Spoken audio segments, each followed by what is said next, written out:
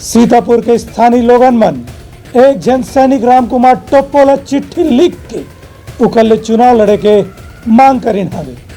देखो हमार खास रिपोर्ट। सीतापुर विधानसभा के युवा और आम लोगन मन पोस्ट कार्ड और चिट्ठी भेज के विधानसभा चुनाव लड़े पर एक स्थानीय सैनिक से आग्रह करे हैं। यहाँ के रहने वाला सैनिक राम कुमार टोप्पो सीतापुर के क्षेत्र पर कुछ नवा काम करना चाहते। उनका कहना है कि मैन पाट, बतौली, नवानगर, सीतापुर जैसन कतकोन इलाका में अभी भी विकास के काम अधूरा है। एक स्थिति उनका सपना है कि यदि वह एक सैनिक के रूप में चुनाव लड़ी तो आम जनता की सेवा करही और उन्हें एक मौका मिलना चाहिए। मेरे पास आज से लगभग 20 दिन पहले हज़ारों की संख्या में लेटर मिला था। व्हाट्सएप के माध्यम से भी मेरे यहाँ के भाइयों और बहनों ने मुझे सीतापुर विधानसभा में आने के लिए निमंत्रण दिया था। तो आज मैं इस खुला मंच में उनसे बात करने आया हूँ और निर्णय लेने आया हूँ कि मैं आगे क्या फ़ैसला करूँ। देखिए, आज युवाओं की ताकत तो सबके सामने में है और मुझे पता है कि यदि मना भी किया जाए तब भी युवा धरती आसमान एक कर सकते हैं।